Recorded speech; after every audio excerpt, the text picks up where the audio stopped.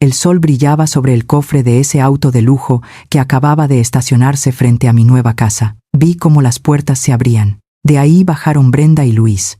Han pasado 18 años, pero sus rostros de ambición seguían siendo exactamente los mismos.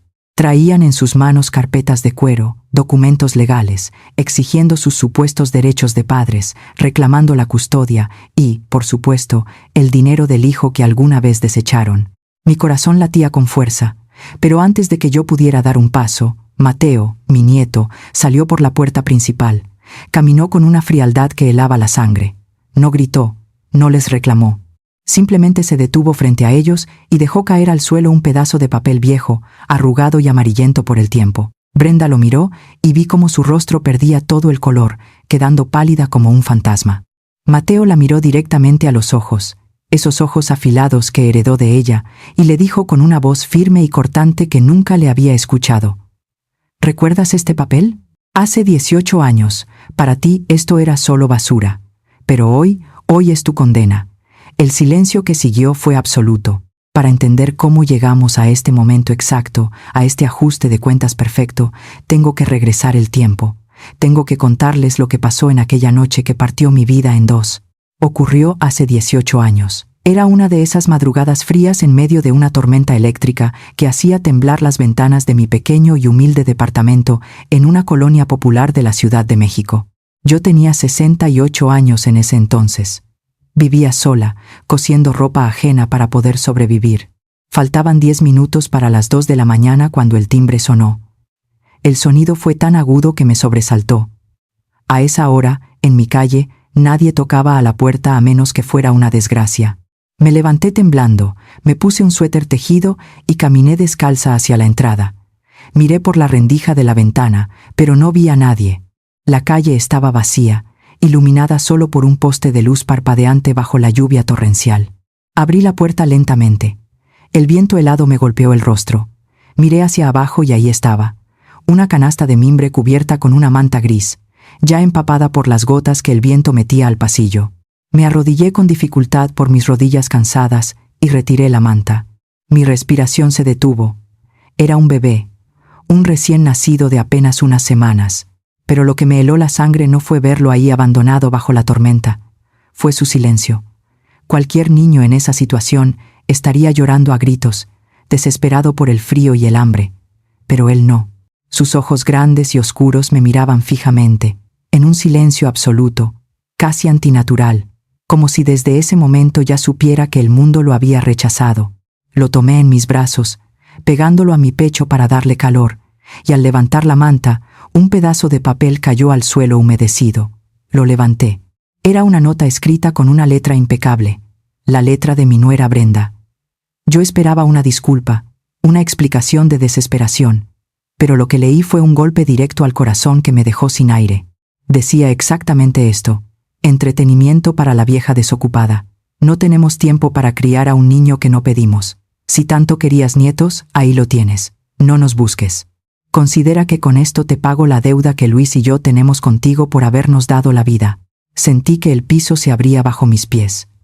Mi propio hijo, el niño que crié con tanto esfuerzo lavando ropa ajena, había sido cómplice de esta atrocidad. Metí al bebé rápidamente a la casa. Con las manos temblorosas y la vista nublada por las lágrimas, tomé mi viejo teléfono de disco. Marqué el número de Luis, rezando para que me contestara, para que me dijera que era un error o que lo habían obligado. El teléfono sonó un par de veces. Luego, el vacío. Una voz grabada y metálica resonó en mi oído. El número que usted marcó no existe o se encuentra fuera de servicio. Colgué y volví a marcar. Una y otra vez. El resultado fue el mismo. Me habían bloqueado, habían cancelado sus líneas, habían borrado su rastro en cuestión de horas. Me quedé ahí, sentada en el piso de la cocina, abrazando a esa criatura silenciosa mientras la lluvia golpeaba los cristales. Me habían dejado a un bebé que no pedí, con el corazón roto y los bolsillos completamente vacíos. Las siguientes 72 horas fueron un infierno de pánico y desesperación que amenazaba con volverme loca. Aquella primera noche apenas pude pegar el ojo. El niño, a quien decidí llamar Mateo, finalmente lloró cuando el hambre le venció el silencio. No tenía leche, No tenía biberones, no tenía absolutamente nada preparado para un recién nacido. Le di agua tibia con un poco de azúcar, solo para calmarlo mientras esperaba a que amaneciera. En cuanto los primeros rayos del sol iluminaron mi pequeña cocina, envolví a Mateo en mi mejor chal, me persigné y salí a la calle dispuesta a encontrar a mi hijo. Tomé 2 camiones para llegar hasta el departamento donde Luis y Brenda rentaban, en una zona un poco más acomodada de la ciudad. Durante todo el trayecto, mi mente intentaba encontrar justificaciones. Pensaba que tal vez Luis estaba asustado, que Brenda estaba sufriendo depresión posparto, que todo era un terrible malentendido y que al verme llegar con el niño, romperían en llanto y me pedirían perdón. Qué equivocada estaba. Llegué al edificio y toqué la puerta de su departamento con los nudillos, fuerte, desesperada. Nadie respondió. Salió el administrador del edificio, un hombre mayor con cara de pocos amigos. Me miró de arriba abajo, vio al bebé en mis brazos y me dijo secamente que los inquilinos de ese piso habían sacado sus cosas la noche anterior en una mudanza express. Habían pagado la penalización por romper el contrato y se habían esfumado sin dejar una dirección de reenvío. Sentí un vacío en el estómago. Mi propio hijo había planeado esto con tanta frialdad que me dejó sin aliento. No me di por vencida. Caminé con las piernas temblorosas y el niño a cuestas hasta llegar a un teléfono público. Empecé a llamar a todos nuestros conocidos, inventando excusas de que había perdido mi agenda, tragándome el orgullo para no decir la verdad de lo que me habían hecho. Finalmente, una antigua amiga de Luis, una muchacha de la preparatoria con la que aún tenía contacto, me dio un número de celular nuevo que él le había pasado apenas unos días atrás. Marqué el número con las manos sudorosas. El corazón me latía tan fuerte que casi no escuchaba el tono de llamada. Al tercer tono, alguien contestó. Era la voz de Luis. Sonaba normal, como si no hubiera abandonado a su propia sangre en medio de una tormenta hace unas horas. Le dije, «Hijo, soy tu madre. Por el amor de Dios, ¿qué están haciendo?» Hubo un silencio sepulcral al otro lado de la línea. Pude escuchar su respiración entrecortada, pero antes de que pudiera pronunciar una sola palabra, escuché un forcejeo y otra voz tomó el aparato. Era Brenda. Su voz no temblaba. Era fría, calculada y venenosa. Me dijo, «Escúchame muy bien. Te dijimos que no nos buscaras. Luis ya no es tu hijo. Ahora es mi esposo. Y tenemos una vida por delante en la que no caben ni tú ni ese error que tienes en los brazos». Le rogué, le supliqué por el amor de Dios que recapacitara, que no podían hacerle esto a un inocente. Fue entonces cuando soltó la amenaza que me heló la sangre. «Mira, vieja, si se te ocurre ir a la policía, o si te atreves a pararte por mi agencia de modelos para hacerme un escándalo, voy a declarar que te metiste a nuestra casa y secuestraste al niño. Diré que estás loca. Piénsalo bien. ¿A quién crees que le van a creer las autoridades? ¿A una pareja joven, exitosa y con futuro, o a una vieja senil, pobre y viuda que vive en una vecindad? Te van a meter a la cárcel y el niño terminará en un orfanato del gobierno. Haz lo que quieras con él, pero si abres la boca, te destruyo». Y colgó. El sonido de la línea muerta fue como una bofetada en pleno rostro. Me quedé parada en la banqueta, abrazando a Mateo, sabiendo que estábamos completamente solos en el mundo. La amenaza de Brenda no era vacía. Ella tenía los contactos y la maldad suficiente para hundirme. Regresé a casa derrotada, pero la realidad no me dio tiempo para llorar. Mateo empezó a llenarse de ronchas rojas en su cuerpecito. No paraba de rascarse y su llanto se volvió de dolor. Lo llevé a la farmacia de la esquina y el médico de guardia me explicó que el niño tenía una dermatitis severa y alergia a la proteína de la leche. Necesitaba una fórmula especial, hipoalergénica, y pañales de algodón puro que costaban el triple de lo normal. Miré mi monedero, solo tenía 50 pesos. Esa misma tarde entré a mi cuarto y me quedé mirando mi máquina de coser. Era una Singer antigua, pesada, de pedal. Era mi única fuente de ingresos, la herramienta con la que había sacado adelante a Luis después de que mi marido murió, con la que pagaba la luz, el agua y mi comida. Pasar la mano por el metal frío de la máquina fue como despedirme de una vieja amiga. Sabía lo que significaba perderla, pero miré a Mateo, con su carita roja y sus ojitos hinchados, y no lo dudé un segundo. fui a la casa de empeño a unas cuadras de mi casa. El usurero me dio una miseria, ni siquiera una décima parte de lo que valía, pero era suficiente para comprar un par de latas de esa leche especial, los pañales caros y una pomada para aliviarle el ardor. Al día siguiente, sin máquina para coser y con la necesidad de comprar más comida para los días venideros, me puse mi delantal más limpio y salí a caminar por las fondas del mercado. Con mis casi 70 años, rogué por un trabajo. Nadie quería contratar a una anciana con un bebé a cuestas, hasta que la dueña de un puesto de comida se compadeció de mí. Acepté lavar montañas de platos grasosos, ollas hirviendo y limpiar los pisos del mercado desde la madrugada hasta el atardecer, a cambio del salario mínimo y las sobras de comida. El dolor en mis articulaciones era insoportable, pero cada vez que veía a Mateo tomar su biberón y dormir tranquilo, sin dolor en su piel, sabía que valía la pena cada gota de sudor. Los años pasaron y la realidad de criar a un niño pequeño a mi edad se convirtió en una prueba de resistencia que nunca imaginé. Cuando Mateo cumplió 5 años y hasta que llegó a los 10, vivimos lo que solo puedo describir como un infierno de carencias y sacrificios. Mi cuerpo ya no era el mismo de antes. El trabajo pesado en el mercado y las incontables horas de lavar platos con agua helada me cobraron una factura terrible. Desarrollé una artritis severa. Mis manos, que alguna vez fueron ágiles para coser los vestidos más hermosos, ahora parecían nudos retorcidos que punzaban con cada cambio de clima y con cada movimiento. Pero el dolor físico, por insoportable que fuera, no era nada comparado con el terror constante de no tener que darle de comer a mi niño.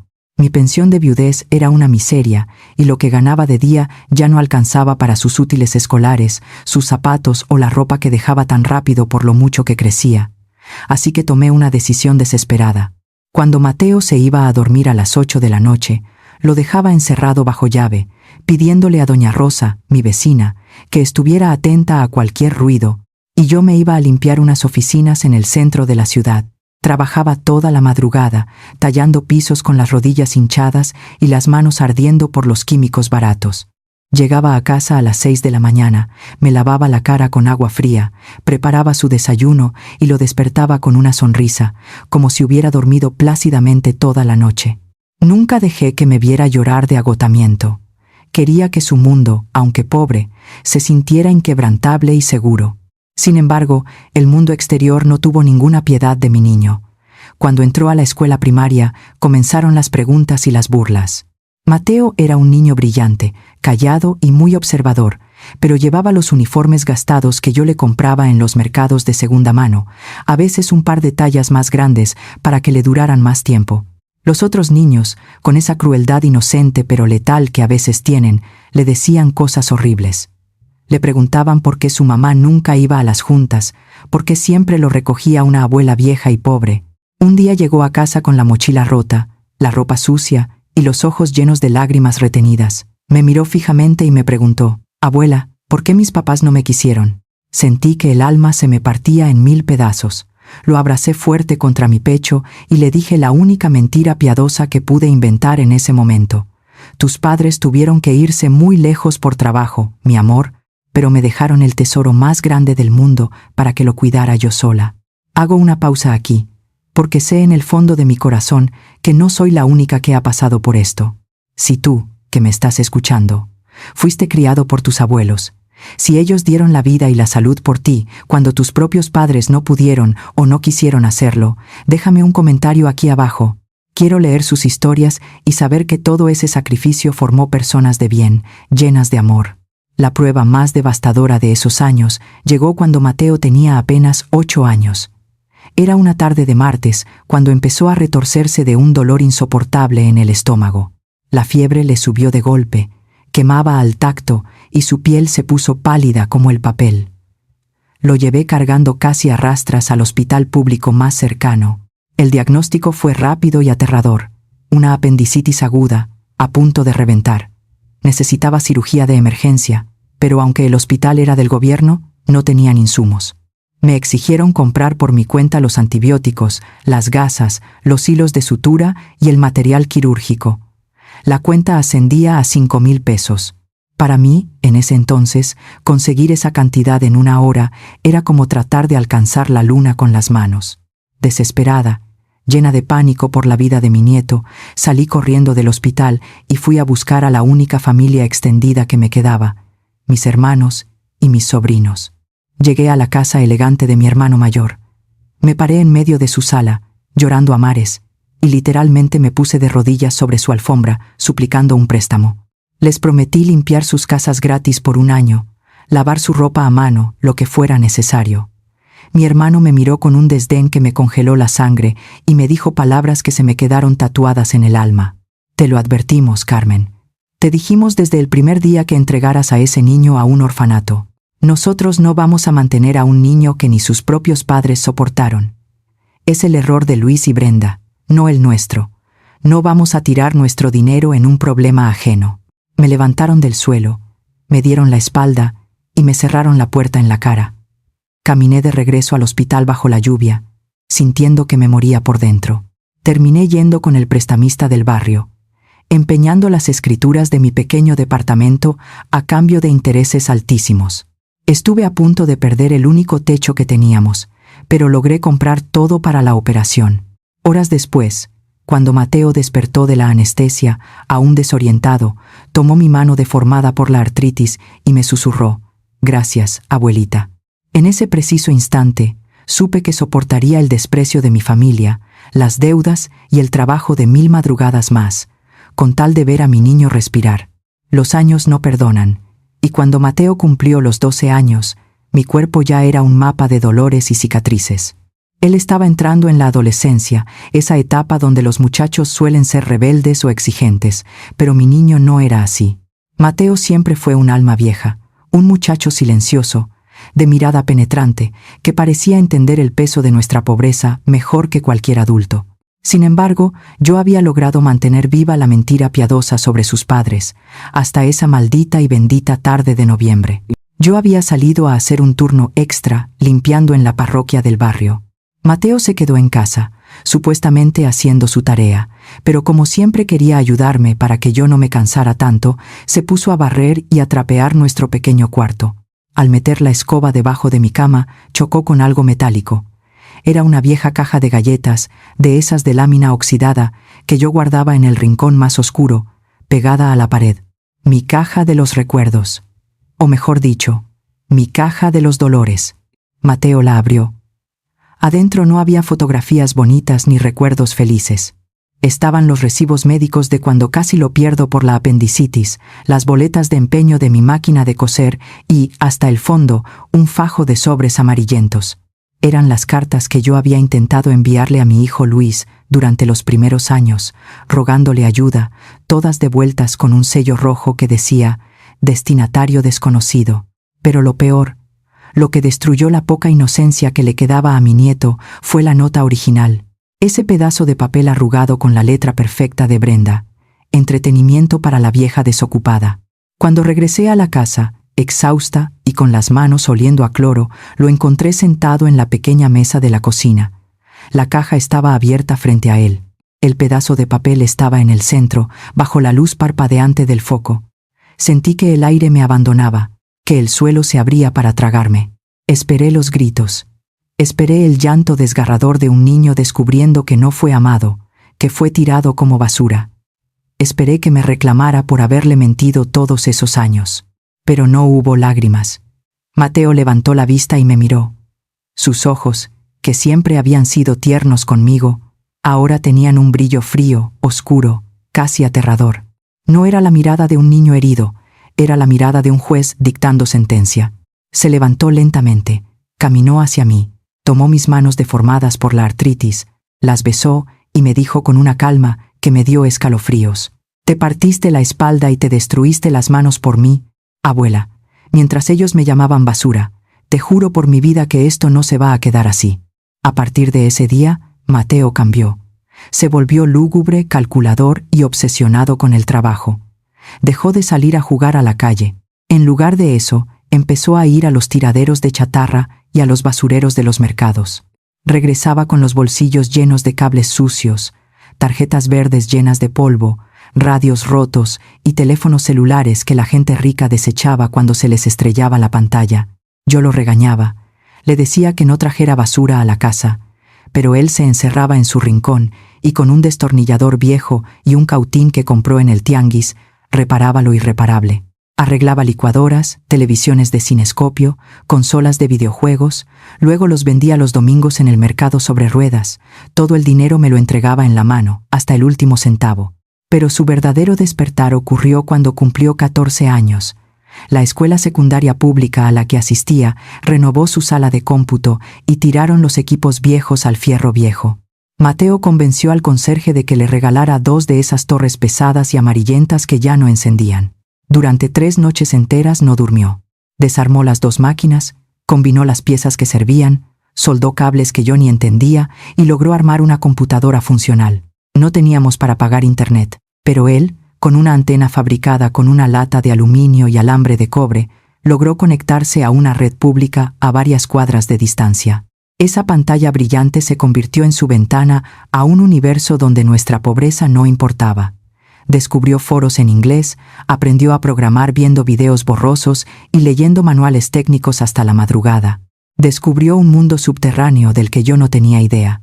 Las criptomonedas, el código, los sistemas financieros descentralizados. Veía líneas de letras y números caer por su pantalla negra como si fuera lluvia. Yo me asustaba. Le preguntaba qué estaba haciendo, temerosa de que se metiera en problemas con la policía o hiciera algo ilegal. Él solo me sonreía, cerraba la pantalla y me decía que estaba estudiando matemáticas. Me mantuvo en secreto su genialidad porque sabía que, con mi mentalidad de señora humilde y trabajadora, no entendería cómo alguien podía generar riqueza desde una silla, sin romperse la espalda. Mateo había hecho un juramento silencioso frente a esa computadora armada con basura. Iba a cambiar nuestro destino, iba a comprarme el mundo entero, y cuando tuviera el poder suficiente, haría pagar con creces a los que nos abandonaron en la miseria. Y vaya que lo estaba planeando todo. Cuando Mateo cumplió los 16 y luego los 17 años, se convirtió en un muchacho alto, callado, que pasaba horas y horas pegado a esa pantalla brillante que él mismo había armado con basura. Yo, en mi ignorancia de mujer mayor, lo veía teclear a una velocidad que me mareaba y pensaba que simplemente estaba jugando videojuegos, matando el tiempo como cualquier joven de su edad. A veces le llevaba un vaso de agua de limón y le acariciaba el cabello, pidiéndole que descansara la vista. Él me sonreía dulcemente y me decía que no me preocupara, que solo estaba platicando con unos amigos de internet. Lo que yo no sabía en ese entonces, y que me enteraría mucho después, era que mi nieto no estaba jugando en absoluto. A sus 17 años, Mateo ya lideraba una red de programadores independientes en todo el mundo y había invertido desde muy temprano en esa moneda digital invisible llamada Bitcoin. Mientras yo creía que construía casitas virtuales en un juego, él estaba construyendo un imperio financiero desde nuestra humilde vecindad. Recuerdo perfectamente el día de su cumpleaños número 17. Para celebrarlo, saqué una vieja alcancía de barro que tenía escondida en el fondo del ropero. La rompí contra el suelo de cemento y me puse a contar, de rodillas, cada moneda de 5 y 10 pesos, cada pequeña morralla que había logrado juntar limpiando escaleras y baños. Junté lo exacto para comprarle un bote grande de pollo frito y un pequeño pastel de chocolate en la panadería de la esquina. Era nuestro mayor lujo en todo el año. Caminé de regreso a casa abrazando ese pollo caliente contra mi pecho, sintiéndome la mujer más rica del mundo porque podía darle a mi niño una noche de alegría, a pesar de que mis manos estuvieran palpitando y deformadas por la artritis. En ese mismo instante en que yo contaba monedas de cobre en el piso, mis adorados hijo y nuera estaban del otro lado del mundo. Gracias a las investigaciones exhaustivas que Mateo hizo después, supe exactamente dónde y qué estaban haciendo ese día. Estaban en Dubái. Brenda subía fotos a sus redes sociales, luciendo vestidos de diseñador, brindando con copas de champaña en la cubierta de un yate alquilado, presumiendo una vida de millonarios que daba envidia a cualquiera. Luis posaba junto a ella con relojes carísimos y trajes a la medida, bronceado y sonriente. Parecían la pareja perfecta, la viva imagen del éxito. Pero todo, absolutamente todo, era una asquerosa mentira, una fachada de papel a punto de arder. Vivían exclusivamente para apantallar a los demás. Para poder pagar ese viaje y sostener esa imagen, Luis había reventado el límite de 4 tarjetas de crédito distintas, y Brenda había pedido préstamos altísimos a gente de muy dudosa procedencia, poniendo como garantía una casa lujosa que ni siquiera le habían terminado de pagar al banco. Estaban ahogados en deudas hasta el cuello, viviendo una fantasía insostenible, mientras el verdadero millonario, su propia sangre, comía pollo frito en un barrio popular de la Ciudad de México y daba las gracias con el corazón en la mano. A pesar de las enormes cantidades de dinero que ya estaba ganando desde su cuarto, Mateo nunca fue un muchacho presumido ni imprudente. No llegó un día con ropa de marca, ni exigió que nos mudáramos de inmediato a una mansión, ni se compró un auto deportivo. Él sabía perfectamente que, si de la noche a la mañana aparecía con fajos de billetes, a mí me daría un infarto o pensaría de inmediato que andaba metido en pasos malos o en el crimen organizado. Su mente era brillante, paciente y fría. En lugar de alardear, empezó a inyectar su dinero en nuestras vidas desde las sombras, moviendo los hilos sin que yo me diera cuenta. De pronto, los milagros empezaron a ocurrir. Un martes, fui a la casa de empeño para pagar los intereses de las escrituras de mi departamento, una deuda que me quitaba el sueño y me robaba la salud. El encargado me miró con cara de confusión, revisó su computadora y me dijo que mi deuda estaba saldada por completo. Según él, había entrado un pago automático desde un supuesto programa gubernamental de apoyo extremo a personas de la tercera edad. Yo salí de ahí llorando de rodillas, dándole gracias a Dios y al cielo. Meses después, recibí una carta oficial del supermercado donde a veces compraba a cuenta. Me informaban que había sido la ganadora sorpresa de un sorteo nacional por ser cliente frecuente y me entregaron una tarjeta de regalo con fondos inagotables para cubrir la despensa de años enteros. Yo le contaba todas estas bendiciones a Mateo con lágrimas de felicidad en los ojos. Le decía que por fin la vida nos estaba sonriendo, que Dios había escuchado mis plegarias de tantas madrugadas en vela de rodillas. Y él solo me abrazaba, apoyaba su barbilla en mi hombro, sonreía de lado y me decía: «Te lo mereces, abuela. Y esto no es nada. Lo mejor apenas está por venir». No era el gobierno, no era la suerte, ni eran los sorteos de las tiendas. Era mi niño. Era mi Mateo, usando su genialidad para quitarme el peso del mundo de los hombros, de manera anónima y perfecta, preparando el terreno en silencio antes de dar el golpe final. El día que Mateo cumplió 18 años, me desperté temprano para prepararle unos chilaquiles, su desayuno favorito. Pensé que tendríamos un día tranquilo en nuestro pequeño departamento, pero cuando salí de la cocina, lo encontré vestido con una camisa impecable y un pantalón de vestir. Llevaba 2 maletas de viaje junto a la puerta. Me miró con esa sonrisa serena que lo caracterizaba y me dijo: «Abuela, deja la estufa. Hoy nos vamos de aquí para siempre». No entendía nada. Me pidió que tomara solo las cosas que tuvieran valor sentimental, mis fotos, mi vieja cruz de madera y, por supuesto, aquella caja de galletas oxidada con los recuerdos de su abandono. Un auto negro y elegante nos esperaba afuera de la vecindad.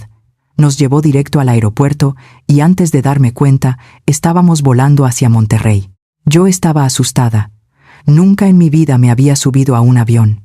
Mateo solo me sostenía la mano y me pedía que confiara en él.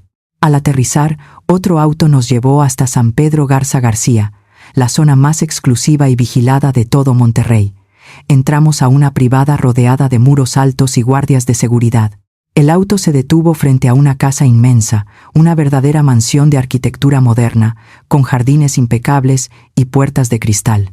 Mateo bajó, abrió la puerta principal y me dijo: «Bienvenida a tu nueva casa, abuela». En lugar de sentir alegría, un terror absoluto se apoderó de mí.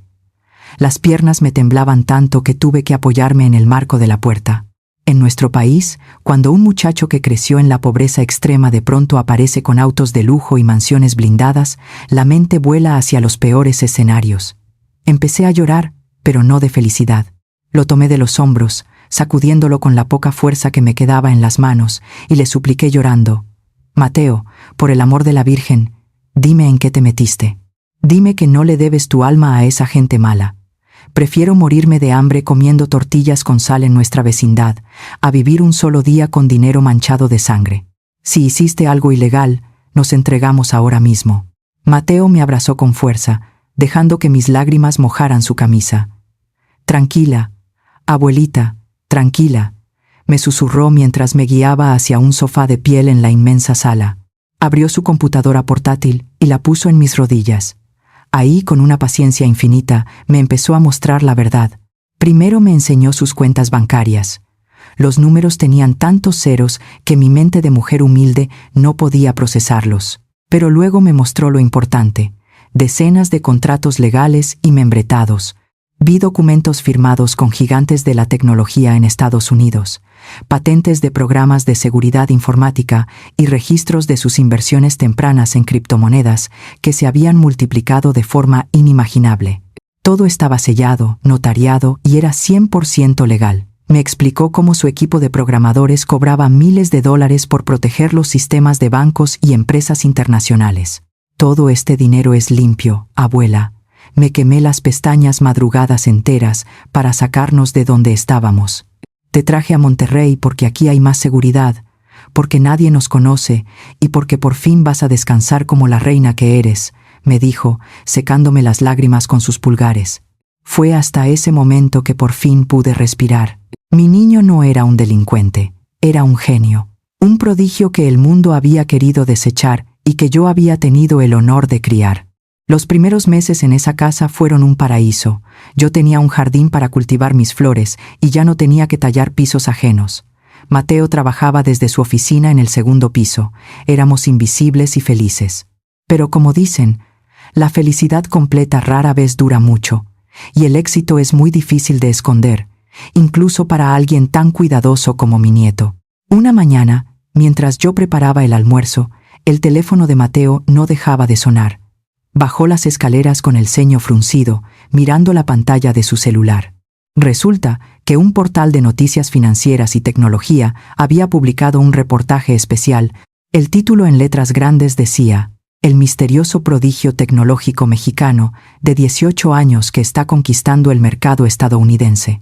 Mateo siempre había operado bajo seudónimos en Internet, pero uno de sus clientes internacionales, impresionado por su trabajo, había hablado de más en una entrevista. El reportaje se volvió tendencia nacional en cuestión de horas. Afortunadamente, no había ninguna fotografía clara de su rostro, solo una imagen borrosa de espaldas en una conferencia en línea. Sin embargo, el periodista había logrado filtrar dos datos cruciales que Mateo no pudo borrar a tiempo: su nombre completo, Mateo González, y la ciudad desde donde operaba sus empresas, Monterrey. Para el mundo, era solo una historia inspiradora de éxito juvenil. Pero para nosotros, esa fuga de información fue como encender una bengala en medio de la noche oscura. Yo sentí un escalofrío recorrer mi espalda. Mateo me miró, y con esa frialdad calculadora que había desarrollado, me dijo: "Ya saben mi nombre y saben dónde buscar. Es cuestión de tiempo". El reloj había empezado a correr, y los buitres, aquellos que lo tiraron a la basura hacía 18 años, estaban a punto de oler la carne fresca. Mientras nosotros respirábamos paz por primera vez en nuestras vidas, el castillo de mentiras de Brenda y mi hijo Luis se estaba desmoronando pedazo a pedazo en la capital. El lujo con el que se paseaban en Dubái les había pasado una factura implacable. Los bancos habían comenzado a embargar sus cuentas. Los cobradores llamaban a su puerta a todas horas y la inmensa casa en la que vivían estaba a punto de ser rematada por la falta de pagos. Estaban asfixiados, desesperados, buscando a quién exprimir para salvar su falso estilo de vida. Y como si el destino tuviera un sentido del humor muy cruel, la respuesta les cayó del cielo en forma de una noticia viral en Internet. Una mañana, mientras Brenda tomaba café en su cocina, revisando su teléfono buscando alguna tabla de salvación, la alerta de la noticia apareció en su pantalla. El misterioso prodigio tecnológico mexicano de 18 años. Leyó el nombre: Mateo González. Leyó la ubicación: Monterrey. Al principio, debió pensar que era una simple coincidencia, pero Brenda siempre fue una mujer astuta y calculadora. Empezó a sumar los datos: la edad exacta, el apellido, la historia de un muchacho que venía de la nada y ahora movía contratos millonarios. Cuando se dio cuenta de que ese joven genio era la misma criatura que ella había envuelto en una cobija barata y tirado en mi puerta bajo la lluvia, no sintió dolor, no sintió culpa, ni una pizca de remordimiento de madre. Lo único que sintió fue el olor al dinero. Para ella, Mateo no era el hijo perdido que anhelaba abrazar. Era su boleto de lotería ganador, la salvación a su inminente ruina. Gracias a las herramientas de seguridad que mi nieto manejaba, después supimos con exactitud cada paso de su sucio plan. Brenda no perdió un solo segundo. Corrió a buscar a Luis, sacudiéndolo por los hombros, gritándole que el error que habían cometido hace 18 años ahora valía millones de dólares. Luis, siempre tan cobarde y manipulable, al principio tuvo miedo de las consecuencias, pero la codicia de ambos pudo más que la vergüenza. Esa misma tarde, se reunieron en una oficina con un abogado de esos que cobran por hacer el trabajo sucio, un hombre sin escrúpulos dispuesto a buscar cualquier vacío legal por una buena comisión. La estrategia de Brenda era tan fría que me revuelve el estómago de solo recordarla. Sentada frente al abogado, con una sonrisa cínica, soltó su plan. «Nosotros nunca fuimos ante un juez», dijo ella, moviendo las manos con arrogancia. «Jamás firmamos un documento legal de renuncia a la patria potestad. Esa anciana solo lo crió porque se lo dejamos un tiempo. Ante los ojos de la ley, Luis y yo seguimos siendo sus padres legítimos, sus tutores, y si ese muchacho tiene empresas y cuentas millonarias, nosotros tenemos derecho a exigir que nos mantenga, o mejor aún, a reclamar nuestra parte de esa fortuna». Planearon presentarse como las víctimas de una tragedia familiar.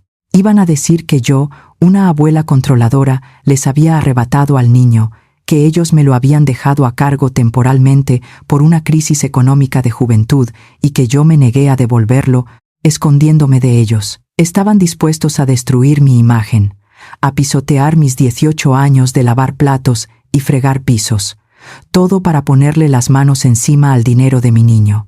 Yo, en Monterrey, vivía con el corazón en la boca desde que salió aquel artículo en las noticias. Cada vez que sonaba el timbre o pasaba un auto despacio frente a los grandes ventanales de la casa, me ponía a temblar. Me imaginaba a Brenda entrando con policías, arrebatándome la paz que tanto nos había costado construir. Pero yo estaba subestimando la mente brillante que había criado.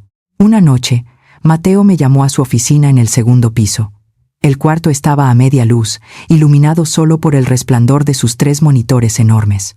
Me pidió que me acercara y me señaló una de las pantallas.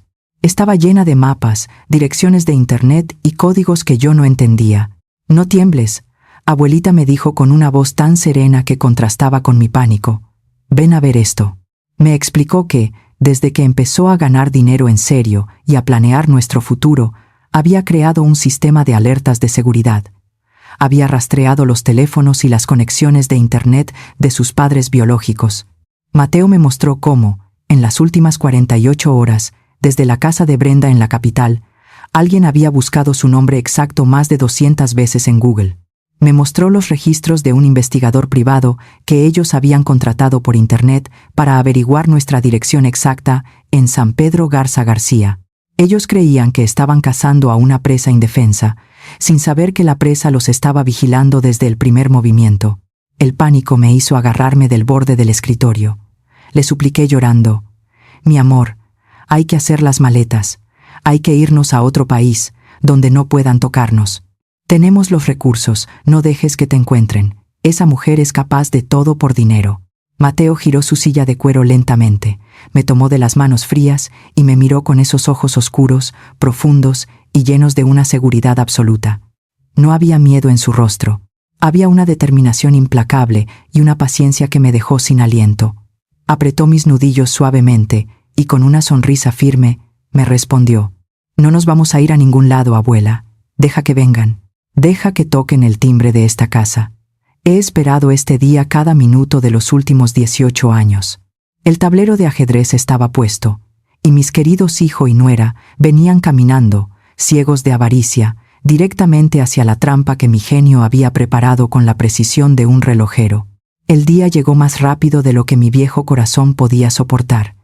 Era una tarde nublada cuando el timbre de la reja principal resonó por todos los rincones de la casa. Los guardias de seguridad de la privada nos avisaron por el interfono que 2 personas, un hombre y una mujer, exigían vernos, asegurando con desesperación ser los padres del señor Mateo. Sentí que el aire se escapaba de mis pulmones. Mis manos, ya torcidas por los años y el trabajo, empezaron a temblar sin control. Miré a Mateo, buscando protección, y él simplemente asintió con la cabeza, le dio la orden al guardia de dejarlos pasar y caminó conmigo hacia la inmensa puerta principal de cristal. Cuando abrí la puerta, la escena que presencié fue digna de un premio de la Academia. Ahí estaban, 18 años después, las personas que nos arrojaron a la miseria estaban paradas en mi pórtico. Brenda fue la primera en actuar.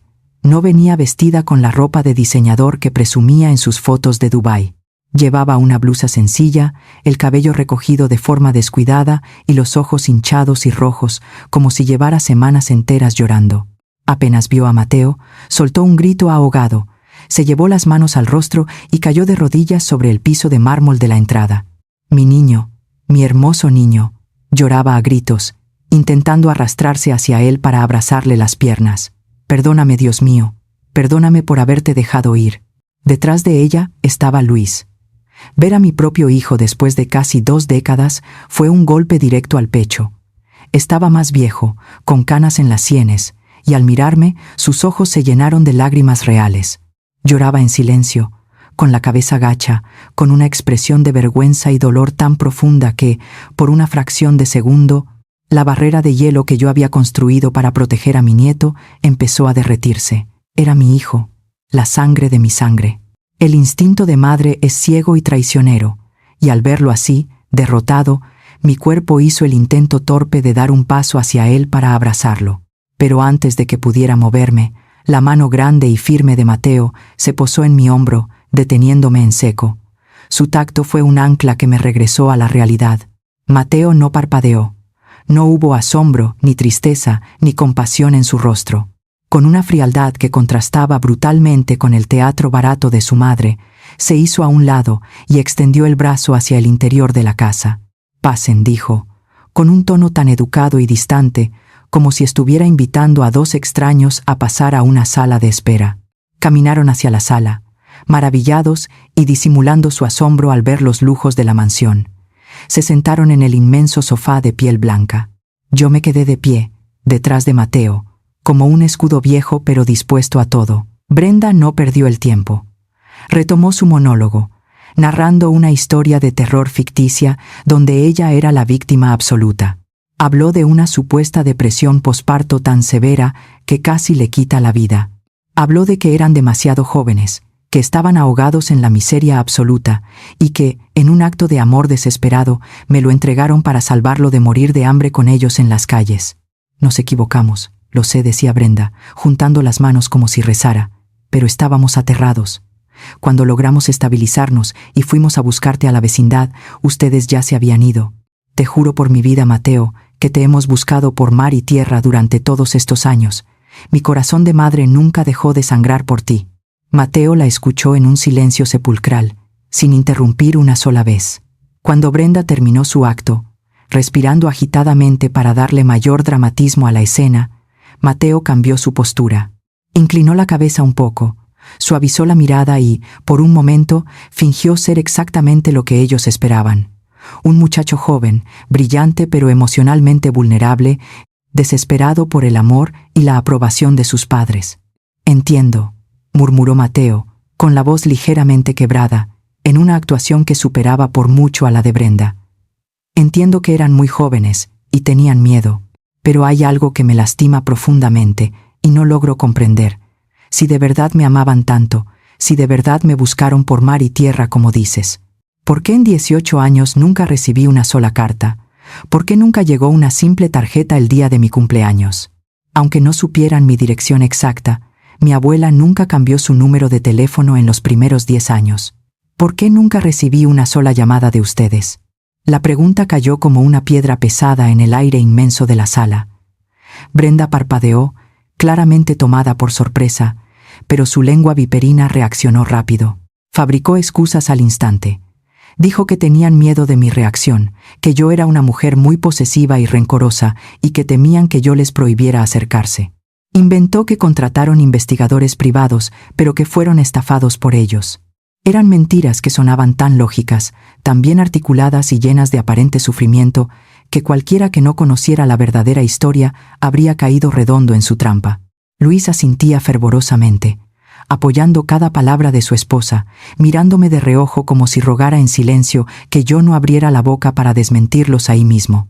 Yo apreté los puños detrás del sillón hasta clavarme las uñas en las palmas.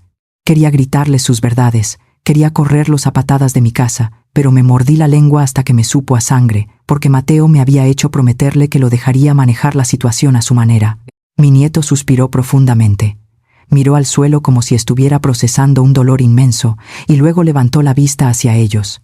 Asintió lentamente, mostrándose comprensivo. «Está bien», dijo Mateo, con una voz que simulaba una falsa esperanza. «Todos cometemos errores graves en la vida. Yo no tuve a mis padres mientras crecía, y les confieso que es un vacío que todo este dinero no puede llenar. Si lo que dicen es verdad, si realmente están aquí porque quieren ser una verdadera familia y están dispuestos a reparar el daño que se hizo, les daré una oportunidad de demostrarlo».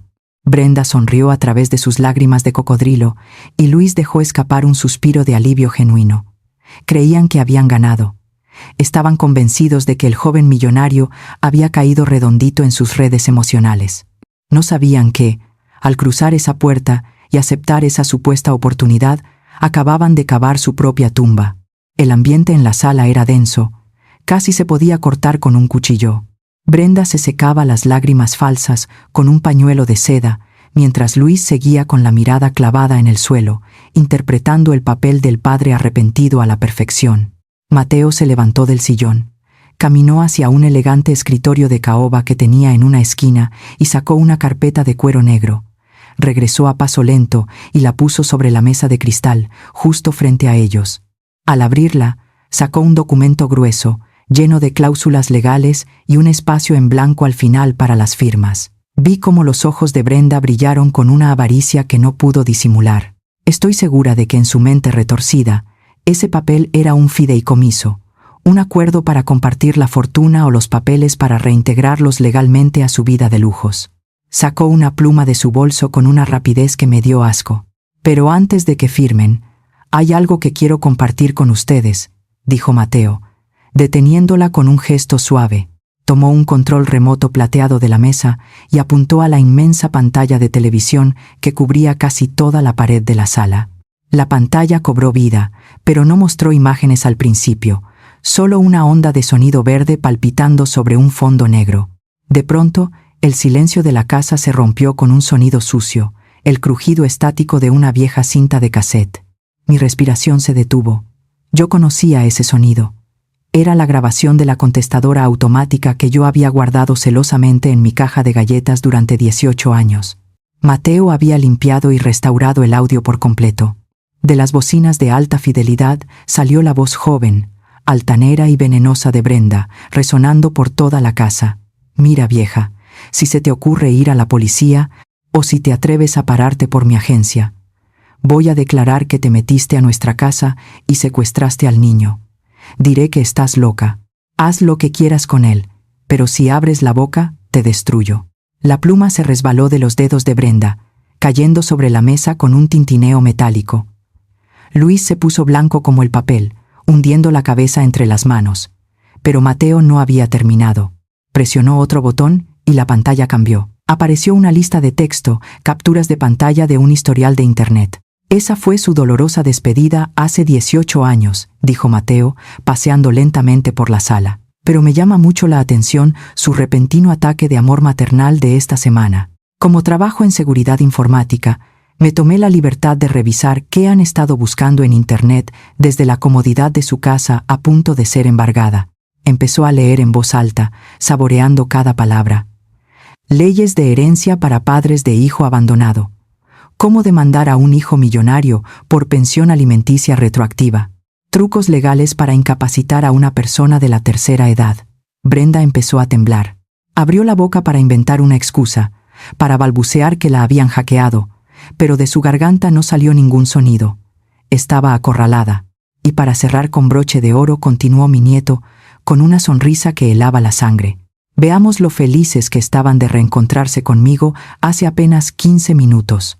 La pantalla volvió a cambiar. Esta vez mostró el video de la cámara de seguridad oculta en la reja principal de nuestra mansión. Se veía a Brenda y a Luis esperando a que los guardias les abrieran. El micrófono de alta definición captó cada susurro con una claridad brutal. En el video, Brenda tomaba a Luis del brazo y le decía al oído: «Acuérdate, llora. Tienes que llorar, Luis.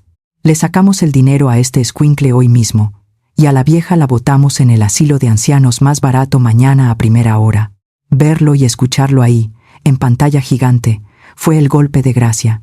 El teatro se había derrumbado por completo. La máscara de la madre sufrida y el padre arrepentido estaba rota en 1000 pedazos en el suelo de mi sala. Brenda sudaba frío, mirando a todos lados como un animal atrapado. Luis sollozaba de verdad esta vez, pero de vergüenza y de absoluto terror. Mateo caminó de regreso a la mesa. Se inclinó apoyando ambas manos sobre el cristal, acercando su rostro al de la mujer que le dio la vida, y le susurró: «¿De verdad pensaron que soy tan estúpido? ¿Creyeron que mi abuela se rompió la espalda criándome para que yo les entregara en bandeja de plata lo que me costó lágrimas de sangre construir? Lean bien el papel que estaban a punto de firmar con tanta emoción. No es un fideicomiso, no es una adopción, es un reconocimiento legal de deuda». Mateo tomó el documento y se los restregó en la cara. «A través de una de mis empresas subsidiarias en el extranjero, compré cada una de las deudas que tienen. Compré los pagarés atrasados de sus tarjetas de crédito de Dubái. Compré la hipoteca vencida de su mansión. Compré los préstamos sucios que le pidieron a sus agiotistas. Absolutamente todo. Yo soy el dueño de sus deudas. Yo soy el dueño de su casa. Yo soy el dueño de su libertad. Ya no tienen un hijo, Brenda. Ahora tienen un acreedor. Y créanme, vengo a cobrarles hasta el último centavo del daño que le hicieron a mi abuela». El silencio que siguió a las palabras de Mateo fue absoluto, tan pesado que asfixiaba. Brenda cayó de rodillas al piso, pero esta vez no había actuación, no había lágrimas fingidas ni discursos baratos. Era el colapso total de una mujer que veía su imperio de mentiras desmoronarse frente a sus ojos. Luis temblaba violentamente, mirándome con ojos desorbitados, suplicando en silencio una piedad que él nunca tuvo conmigo en mis madrugadas más oscuras. Mateo no se inmutó en lo más mínimo. Caminó de regreso a su escritorio y sacó un segundo juego de documentos. Los arrojó sobre la mesa de cristal con un golpe seco que los hizo brincar. «Tienen 2 opciones, y quiero que elijan ahora mismo», dijo mi nieto, con la autoridad implacable de un juez. «La primera opción es salir por esa puerta, negándose a firmar. Si lo hacen, en menos de 5 minutos enviaré este archivo encriptado al SAT y a las autoridades fiscales. Contiene cada prueba de su evasión de impuestos, los fraudes en sus negocios fantasmas, las cuentas ocultas y el lavado de dinero que usaron para costear su viajecito a Dubái. Terminarán en una prisión federal antes de que anochezca, perdiendo su libertad por muchos años, y yo mismo me aseguraré con mis abogados de que no salgan bajo fianza». Brenda sollozó con desesperación, cubriéndose el rostro manchado de maquillaje con ambas manos. Luis intentó hablar, pero la voz simplemente no le salía de la garganta reseca. «La segunda opción», continuó Mateo, señalando los papeles con frialdad, «es que firmen esto. Es una renuncia absoluta, irrevocable y total a cualquier derecho consanguíneo, legal o moral sobre mi persona o mi patrimonio. Además, incluye una orden de restricción permanente para que jamás vuelvan a acercarse a nosotros, pero no crean que se van a ir a descansar.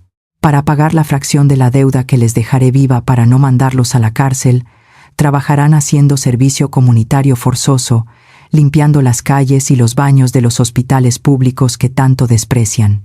Vivirán con el salario mínimo, contando los centavos, exactamente como hicieron que viviera mi abuela por su culpa. Van a conocer lo que es romperse la espalda para poder comer. No hubo espacio para negociaciones. No hubo súplicas que valieran la pena escuchar. Derrotados, humillados y muertos de miedo, tomaron la pluma. Con las manos temblando de tal forma que casi no podían escribir, Brenda y Luis firmaron cada una de las hojas. Sus firmas eran garabatos de pura derrota.